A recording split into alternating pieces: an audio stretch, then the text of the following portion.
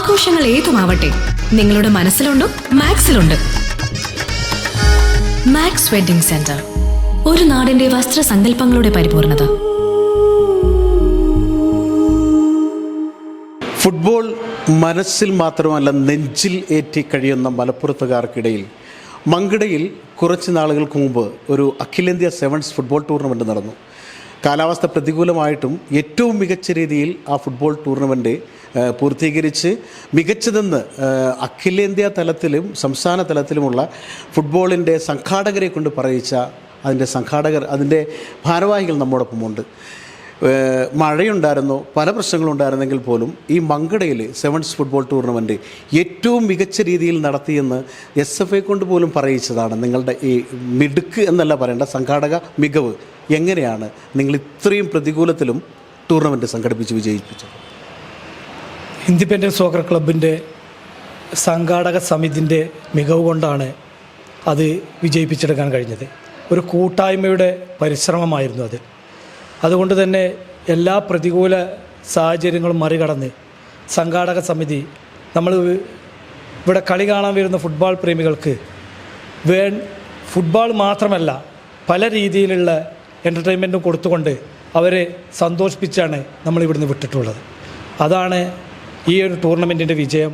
പോരാത്തത് ഈ വർഷത്തെ അഖിലേന്ത്യാ ടൂർണമെൻറ്റിൽ ഒരു ക്ലെയിം പോലും ഇല്ലാതെ വളരെ ഭംഗിയായിട്ട് ഞങ്ങൾക്കത് ജനങ്ങളുടെ സപ്പോർട്ടോടു കൂടി തന്നെ അത് ഫിനിഷ് ചെയ്യാൻ കഴിഞ്ഞു.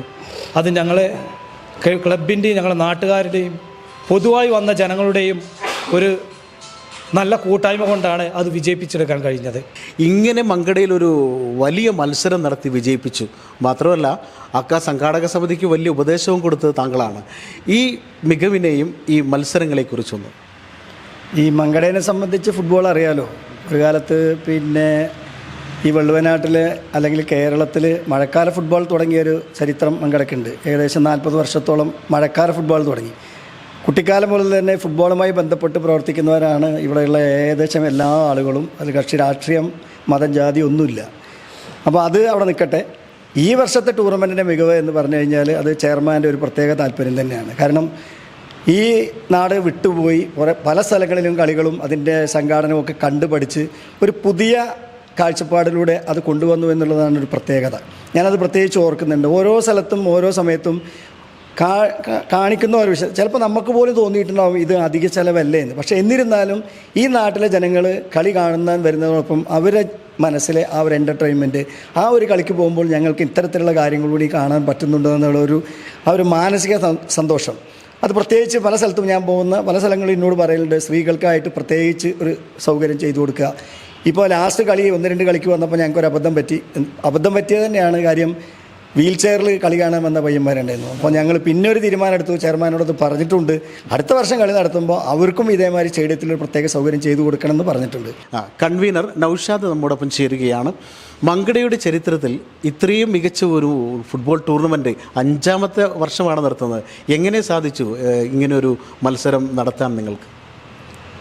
അതിൻ്റെ ആദ്യപടിയായിട്ടെൻ്റെ ഒറ്റവാക്കിൽ ഉത്തരം മങ്കട ചുറ്റുപാടുള്ള ഫുട്ബോൾ പ്രേമികളുടെ വളരെ കരുത്തറ്റ സപ്പോർട്ടുണ്ട് എന്നുള്ളതാണ്. ഈ നാട്ടിലുള്ള ജനങ്ങളുടെ നിസ്സീമമായ സഹകരണം അത് വളരെ വലുതാണ്.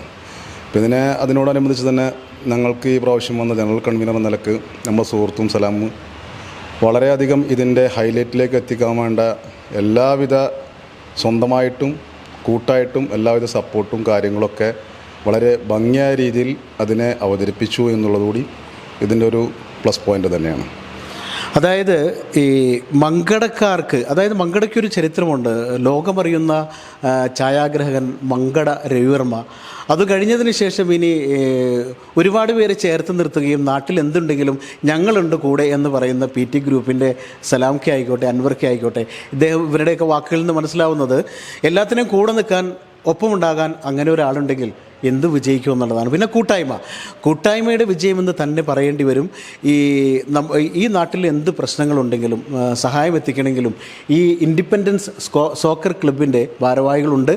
ഈ ഇൻഡിപെൻഡൻറ്റ് സോക്കർ ക്ലബ്ബ് അടുത്ത വർഷവും ഏറ്റവും മികച്ച രീതിയിൽ നടത്തുന്നത് മാത്രമല്ല ഭിന്നശേഷിക്കാർക്ക് കൂടി കളി കാണാൻ അവസരം ഒരുക്കുന്നവർ പറയുന്നുണ്ട്. ഏതായാലും ഇവരുടെ കൂടെയുള്ള സംഘാടക സമിതി chairman PT Abdul Salam, കൺവീനർമാർ Naushad UP, Firoz T, Shaji Alangadan, പിന്നെ നാസർ CP, കബീർ TT ഇവരാണ് നമ്മോടൊപ്പം ഉള്ളത്. ഏതായാലും ഇത്രയും മനോഹരമായി മങ്കടയിൽ ഒരു വലിയ ഫുട്ബോൾ മത്സരം നടത്തി അത് വിജയിപ്പിച്ച ഈ സംഘാടക സമിതിക്ക് ഞങ്ങളുടെ പ്രത്യേക ആശംസകൾ നേരുന്നു. ഇനിയും നിങ്ങളുടെ ഈ പ്രവർത്തനം നാടറിയുന്ന, കേരളം അറിയുന്ന ഒന്നായി മാറട്ടെ. അതിന് എല്ലാ ഭാവുകങ്ങളും നേരുകയാണ്.